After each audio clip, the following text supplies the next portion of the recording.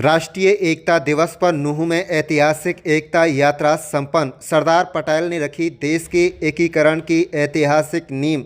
यह कहना है संदीप जोशी का। 140 करोड़ भारतवासियों की शक्ति ही राष्ट्र की सबसे बड़ी ताकत है। बता दें कि राष्ट्रीय एकता दिवस के उपलक्ष्य में आज नूंह में भारत की एकता, अखंडता और राष्ट्रभक्ति के संदेश को समर्पित एक भव्य एकता यात्रा का आयोजन किया गया। ये यात्रा राष्ट्र के लौह पुरुष सरदार वल्लभ भाई पटेल की स्मृति को नमन करते हुए निकाली गई है।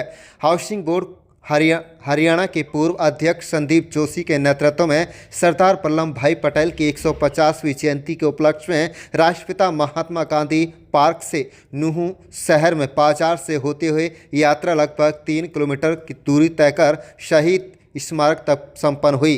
इस अवसर पर भाजपा जिला अध्यक्ष सुरेंद्र सिंह पिंटू पद यात्रा निकाली गई है। इस मौके पर क्या संदेश देना चाहिए? ये पद यात्रा यूनिटी फॉर राष्ट्र के लिए चलना, ये आज 150वीं जयंती है ऐसे महापुरुष की जो लौह पुरुष के नाम से जाने जाते हैं। उन लोगों ने अपना पूरा जीवन उस देश के लिए लगाया। एक सामान्य परिवार में पैदा हुए सरदार वल्लभ भाई पटेल और पढ़ाई की, और जब विदेश जाने की बात उन्होंने की तो विदेश में जाके बैरिस्ट्री की शिक्षा लेनी है, तो उन्होंने नौकरी करके धन अर्जित किया। और धन अर्जित करके और जब उनकी तैयारी हो गई विदेश जाने की, तो उनके बड़े भाई भी शिक्षा लेने बाहर जाना चाहते थे। तो उनको पता लगा कि बड़े भाई इसके लिए जाना चाहते हैं, तो उन्होंने अपना सारा धन वो अपने बड़े भाई को दे दिया और उनको पहले पढ़ने के लिए भेजा। इस रूप में वो अपने परिवार के रूप में रहे और बाद में वो बैरिस्टर की शिक्षा लेने गए और जो 3 साल की थी वो 30 महीने में पूरी करके आए। वो उस प्रकार का उनका व्यक्तित्व रहा। फिर 36 वर्ष की उम्र में उनकी पत्नी का देहांत हो गया। कैसा सिद्धांत उन्होंने अपने जीवन में उतारा कि उन्होंने 36 वर्ष की उम्र में, तो आज लोगों की शादी होती है, उनको परिवार के लोगों ने और लोगों ने कहा कि आप दूसरी शादी कर लीजिए, तो उन्होंने शादी नहीं की। तो ऐसा व्यक्तित्व उन्होंने दिया और इस देश के लिए इतना काम किया।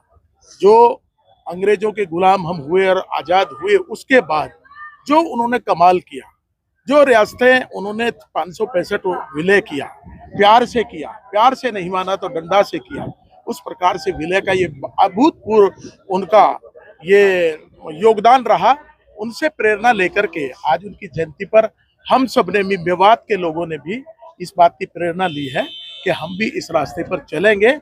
और क्योंकि हमारे प्रधानमंत्री का ये संकल्प है कि हमने इस देश को विकसित राष्ट्र 2047 में बनाना है, उसी ओर मेरा मेवात, मेरा जिला उस ओर चल दिया है। पढ़ेगा तो देश के लिए और खेलेगा तो देश के लिए और किसान खेती करेगा तो देश के लिए, उस राह पर चल दिए हैं। ये कार्यक्रम हम सबके लिए उनके जन्मदिन पर आप सबको भी बधाई। और आप लोगों ने, प्रेस वालों ने, जो चौथा स्तंभ है, इसको जनता के अंदर विषय को लेकर जाओगे तो आपका बहुत बड़ा योगदान देश के लिए और विकसित राष्ट्र के लिए होगा। भारतीय जनता पार्टी का भी, और जब तक देश मानने लगा है मोदी जी के नेतृत्व में, ये मानने लगा है कि देश सबसे पहले है, हम सब मिलकर जुलकर रहेंगे तो अखंड भारत, और जो इसके हिस्से नहीं रहे थे पहले वो भी इसमें शामिल होंगे। अखंड भारत का निर्माण भी होगा और 2047 में भारत के रूप में बड़ी ताकत के साथ विश्व में भारत का होना निश्चित। बिहार चुनाव जीत को लेकर आप क्या कहना चाहेंगे?